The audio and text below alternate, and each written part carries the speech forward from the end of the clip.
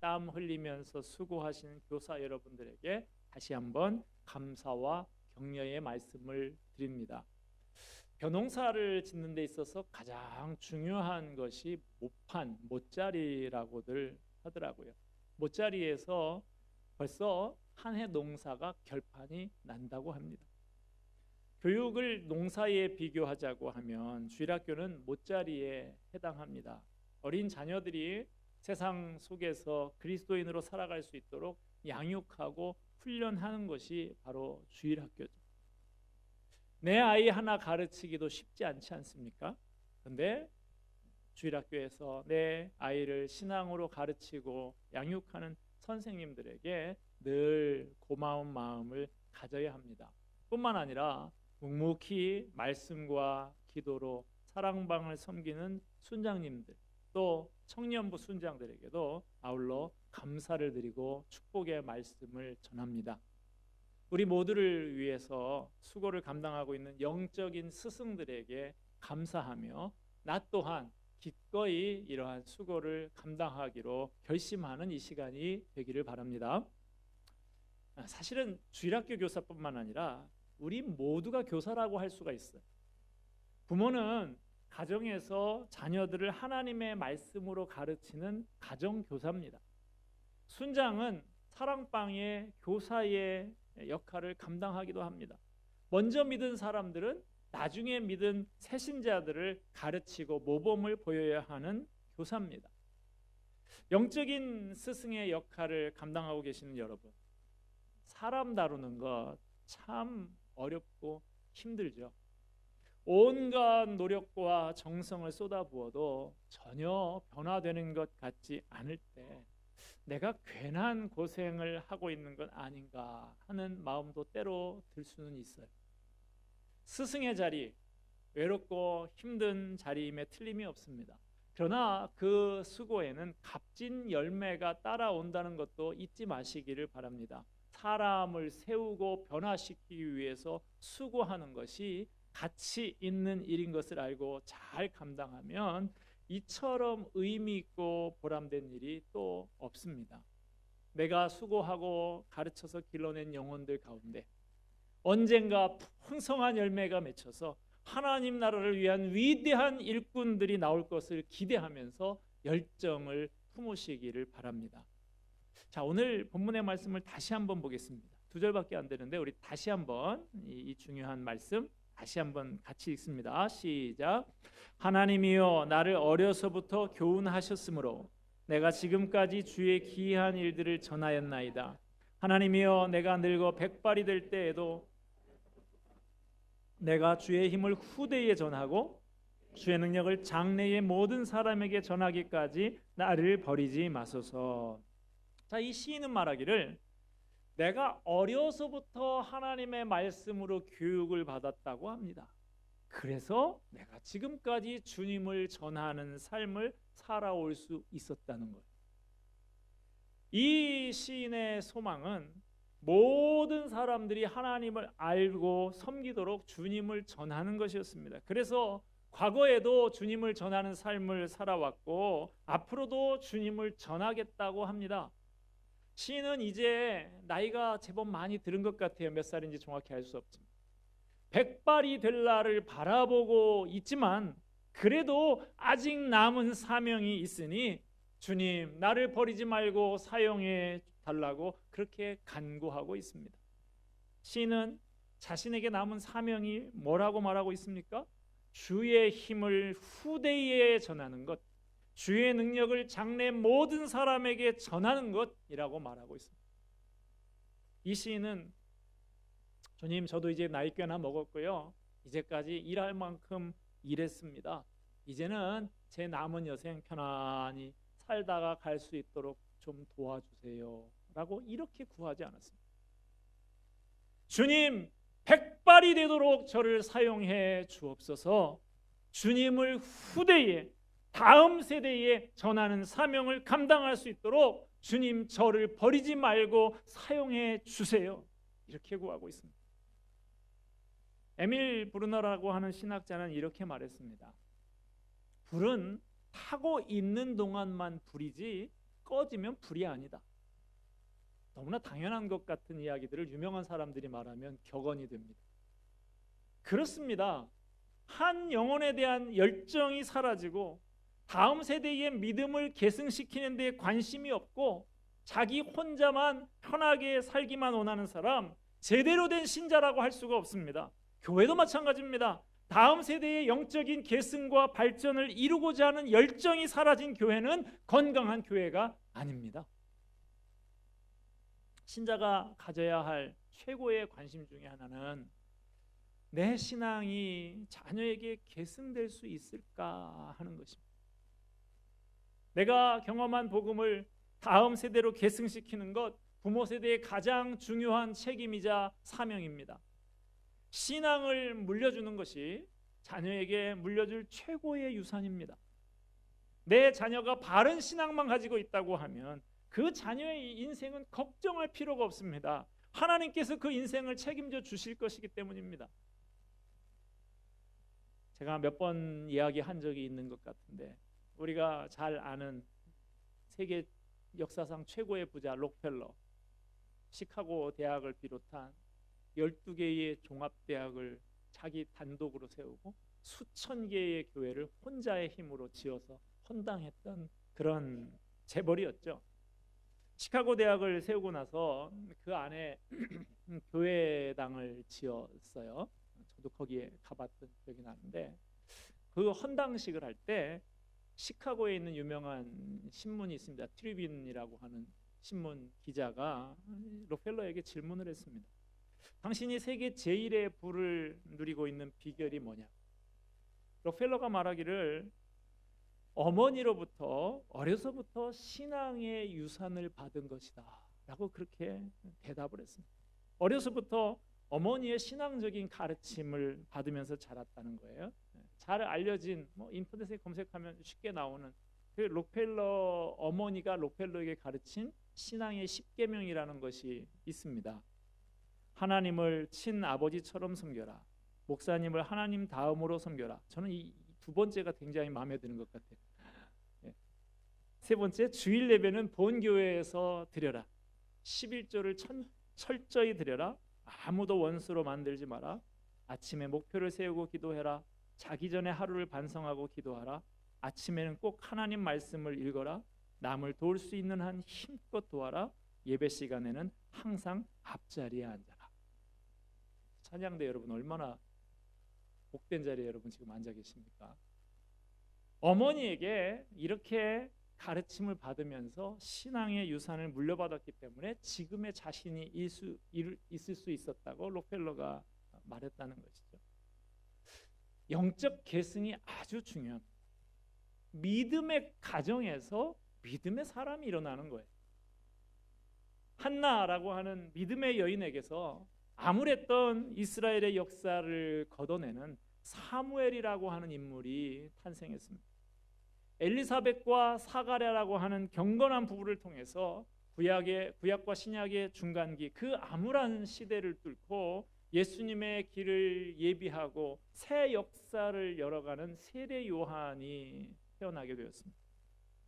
영적인 계승이 아름답게 이루어지는 것이 우리 가정이 누리는 최고의 축복인 줄로 믿으시기 바랍니다. 우리가 가진 믿음이 다음 세대로 계승되고 발전되는 것만큼 아름다운 것이 없습니다. 반대로 우리 가정의 믿음이 내 대에서 끝나고 단절되고 끊어지는 것만큼 큰 불행이 없습니다. 한국교회는 믿음의 선조들이 피를 뿌리고 순교한 그 터 위에 서 있습니다. 한국교회 1세대들의 신앙은 순수했습니다. 순교적인 신앙이었고 열정적이었습니다. 온 마음과 온 몸을 바쳐서 헌신했습니다. 신앙이 모든 일에 있어서 우선순위였던 분들이에요. 그런데 그런 신앙의 1세대를 가진 한국교회가 몇 대를 넘기지 못해서 영적인 계승에 문제가 생기고 있어요. 많은 교회에 주일학교가 빈약해지고 젊은이들의 자리가 비고 있습니다. 신자들의 가정 안에서도 신앙교육이 학업보다 우선순위에서 밀리고 있습니다. 한국교회가 위기입니다. 성경의 역사를 보면 대를 잇는 일에 실패한 사례가 많이 나옵니다. 하나님의 마음에 합한 사람이라고 했던 다윗이었지만 신앙의 대를 잇는 데서 실패했습니다. 그 아들 솔로몬 때에서 벌써 신앙이 희미해지기 시작했어요. 솔로몬은 하나님의 축복을 많이 받아 누렸지만 전도서에서 볼 수 있는 것처럼 그의 삶에서 후회를 말하고 있지 않습니까?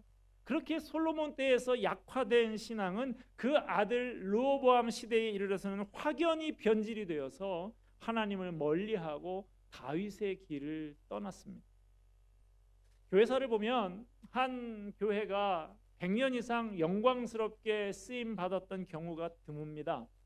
한 세대가 열정을 가지고 헌신해서 큰 교회당을 건축하고 세계 각국의 선교사를 보내고 많은 업적을 이루지만 그것을 이어갈 다음 세대가 없어서 쇠퇴해 갔던 것이 서구 교회의 역사죠. 유럽의 많은 교회들을 가보면 이제 머리가 하얀 노인들만 몇십 명 정도 남아서 그 큰 교회당을 지키고 있습니다. 교인들의 그 할머니 할아버지들의 그 연금 받은 거기서 바치는 헌금 가지고는 웅장한 그 교회당을 유지하는 것조차 어려워서 관광객들에게 돈을 받고 구경시켜서 교회를 유지하고 있는 현실입니다. 서구 교회에 가면 교회 마당이 묘지인 경우가 많이 있죠. 역사가 오래된 교회일수록 이제 그 묘지도 거의 자리가 없습니다. 그 교회의 목사는 장례식 집례가 주된 사역이 되어 있는 경우도 많이 있습니다. 지금 한국 교회의 세대 계승에 빨간 불이 켜졌습니다. 교회의 다음 세대들이 현격하게 줄어가고 있습니다. 제가 중고등학교 다닐 때만 해도요, 한 반에 예수 믿는 애들이 10명씩 됐어요. 지금 어떻습니까? 이야기를 들으면 한 반에 1명, 2명밖에 안 된다. 캠퍼스 사역도 잘 안 됩니다. 제가 학교 다닐 때는 학생회관 앞에 넓은 광장에 날마다 100여 명씩 모여서 찬양을 기타를 치면서 그렇게 찬양을 불렀던 기억이 납니다. 캠퍼스의 선교 동아리마다 학생들이 꽉꽉 찼습니다. 제가 다닌 학교만 그런 것이 아니라 많은 학교들이 다 그랬어요. 그런데 지금 그런 학교가 있을까 싶습니다. 오늘날 한국 사회에 여러 문제들이 있지만 교육의 문제가 큰 문제라고 합니다. 그것이 오늘날 교회의 경우에도 마찬가지입니다. 한국 사회의 이념의 갈등, 지역 간의 갈등, 남북 간의 갈등이 있지만 그런 갈등보다 더 큰 문제는 사실 세대 간의 갈등입니다. 가정에서 부모와 자녀의 소통이 잘 이루어지지 않고 있습니다. 소통조차도 잘 이루어지지 않는데 어떻게 전수가 이루어질 수 있겠어요? 오늘날 교회의 분위기도 기성세대와 청년세대 간의 소통이 없습니다. 교회의 많은 것들이 어른들 위주로 이루어지고 있습니다. 오래된 교회일수록 교회의 구조가 경직되고 전통적인 것을 유지하는 데다만 힘을 많이 소모하고 있습니다. 물론 연세가 드신 분들 존중해야 하고 부모 세대를 존경해야 합니다. 그러나 다음 세대를 일으키는 일은 교회에 존폐가 달려있고 생사가 달린 아주 중요한 문제인 것입니다. 그러므로 그 무엇보다도 다음 세대를 향한 깊은 이해와 배려가 중요한 것이죠. 요즘에 일반적인 가정에 가보면 모든 것이 자녀들 위주로 돌아갑니다. 미취학 아동이 있는 집에 가보면 벌써 대문을 딱 현관문을 열고 들어갈 때부터 거실에 온통 그 아이들 장난감으로 가득 차 있습니다. 벽지는 다 아이들을 좋아하는 캐릭터 그림으로 다 붙어 있고요. 입시생이라도 어느 가정에 한 명 있으면 이 아이가 집안의 상전입니다. 그 아이를 위해서 모든 사람들이 다 조심조심합니다. 그런데 희한하게도 다들 그렇게 살고 계신데 교회에만 오면 분위기가 싹 달라요. 모든 게 어른들 중심으로 움직이는 교회가 많습니다. 예배부터가 어른 중심이고요. 찬송을 불러도 대부분 어른들한테 맞추어서 선곡을 합니다. 교회 건물을 지어도 예배당에는 엄청나게 신경을 쓰고 많은 좋은 장비들을 거기에다가 집어넣지만 교육과는 허술하기 그지없는 교회가 많이 있습니다. 교회의 모든 활동들이 기성세대들에게는 익숙하지만 다음 세대들이 볼 때는 어색하고 거북한 것들이 많습니다. 이런 다음 세대들을 배려하는 문화가 교회 곳곳에서 묻어나야 합니다. 우리의 자녀들이 어깨를 활짝 펴고 하나님 나라에 대한 꿈을 꿀 수 있는 바탕을 기성세대들이 만들어줘야 하는 것입니다. 영적 계승은 다시 말씀드리지만 교회의 존폐 문제이고 사활이 달린 문제입니다. 영적 계승에 생명을 걸어야 됩니다. 다음 세대를 품는 교회가 되어야 합니다. 미래가 있는 교회, 어떤 교회입니까? 다음 세대를 일으키는 일에 적극적으로 뛰어드는 교회입니다. 가정에서도 1세대가 좋은 신앙의 모델이 되어 주어야 합니다. 부모가 어려서부터 신앙적인 교육에 힘을 써야 합니다.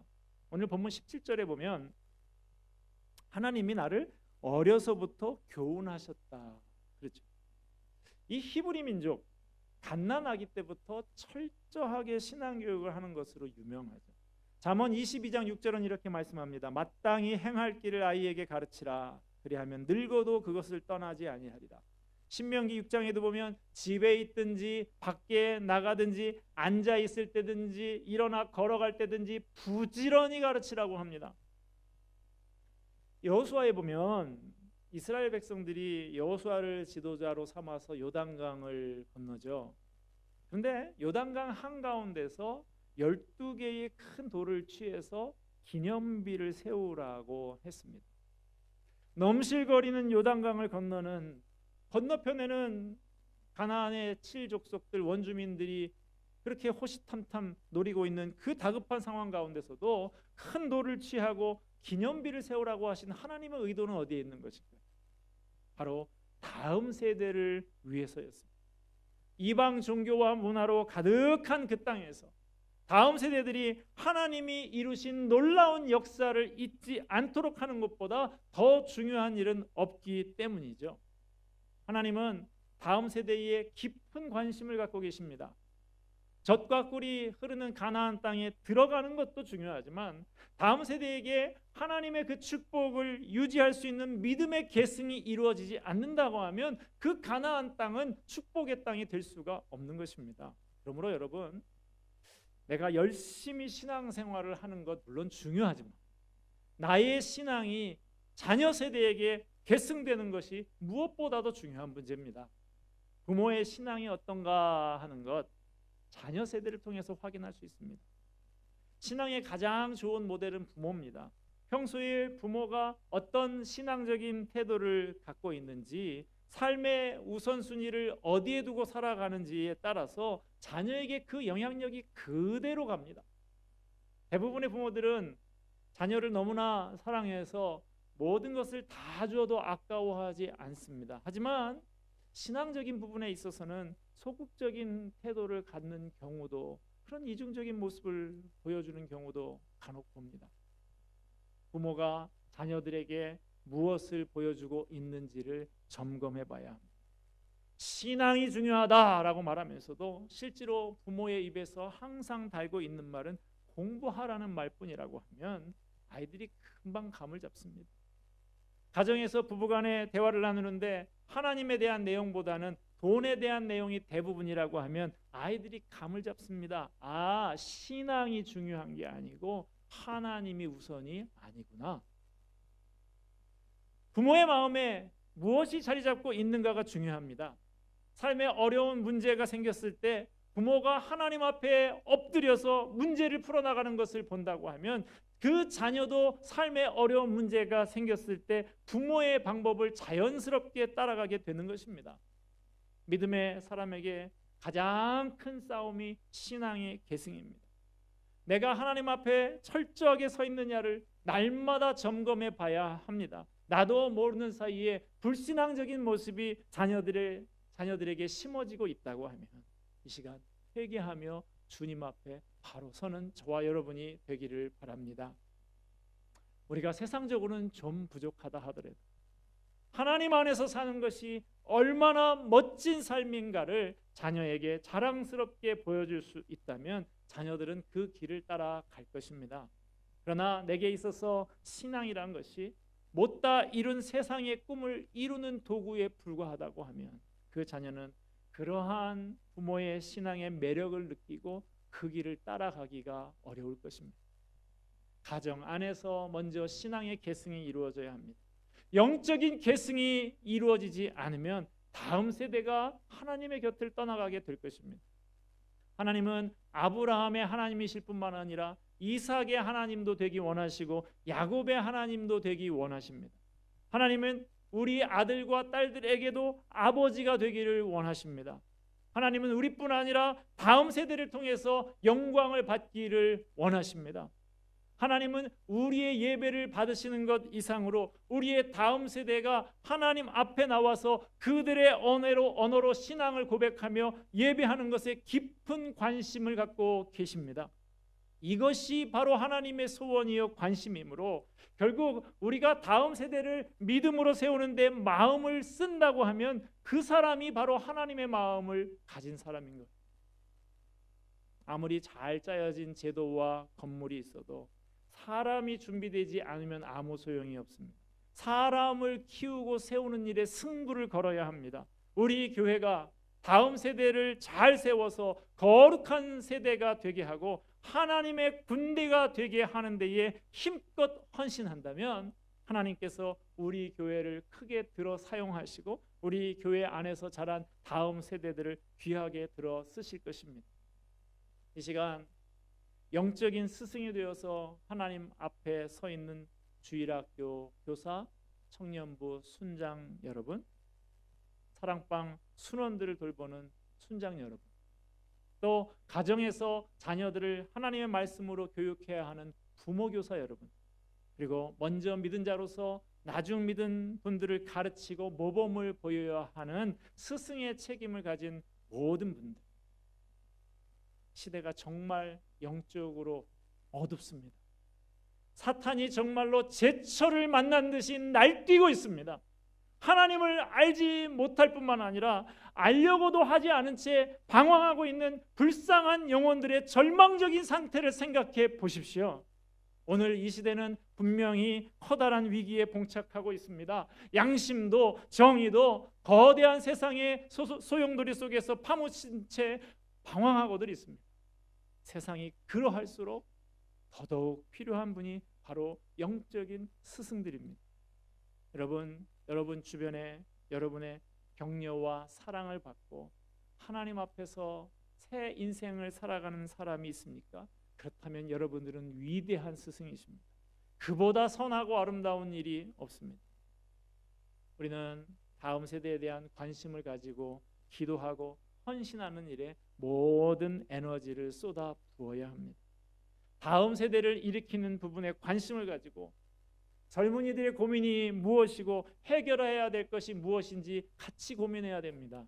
젊은 세대의 부흥을 위해서 투자를 아끼지 않아야 됩니다. 영적인 무장과 아울러 세상적인 실력을 겸하여 갖춘 다니엘과 같은 인물들이 세상을 향해서 뻗어나가야 합니다. 하나님의 일은 준비된 사람을 통해서 이루어집니다. 하나님은 전능하신 하나님이신데 사람 없이도 얼마든지 일하실 수 있는 분이죠. 그런데 하나님은 그렇게 하지 않으시고 반드시 사람을 준비시키고 준비된 사람을 통해서 일하세요. 그러므로 하나님의 일을 하려고 하면 가장 중요한 것이 먼저 사람을 키우고 준비시키는 일입니다. 속담에 이런 말이 있죠. 1년을 내다본다면 밀을 심어라. 10년을 내다본다고 하면 나무를 심어라. 그러나 100년을 내다본다면 사람을 키워라. 100년 대계라고 하는 것이죠. 사람에게 투자하는 것, 사람을 키우고 인재를 키우는 것이 귀한 일입니다. 그런 의미에서 교회는 특별히 사람을 키우는 곳입니다. 예수님의 생애에서도 예수님이 하셨던 가장 중요한 일은 12명의 제자를 키우는 일이셨어요. 3년 동안 그들과 동고동락하고 숙식을 같이 하면서 그들에게 말씀을 가르치고 기도를 가르치셨습니다. 믿음을 가르치고 인격과 삶을 가르치셨습니다. 그래서 예수님은 십자가에서 죽으시고 부활 승천해서 이 땅에 계시지 않지만 제자들이 예수님의 뒤를 이어서 복음을 땅 끝까지 전하는 일에 그들의 삶을 헌신하게 되었고 그 제자의 제자, 제자의 제자들이 지금 온 세계에 퍼져서 주를 위해 헌신하고 있는 것 아닙니까? 오늘 우리가 해야 할 가장 중요한 일은 사람을 키우는 일입니다. 우리 자녀 세대, 다음 세대가 거룩한 부흥의 세대로 이 땅에서 일어나도록 우리가 관심을 가지고 기도하고 격려하고 투자해야 합니다. 그래야 할 때 거룩한 하나님의 자녀들이 우리보다 더 강력하게 일어나는 역사가 일어날 줄로 믿습니다. 그 비전, 그 환상을 품고 함께 기도하며 헌신하는 저와 여러분이 되기를 주님의 이름으로 축원합니다. 기도하겠습니다. 은혜와 사랑이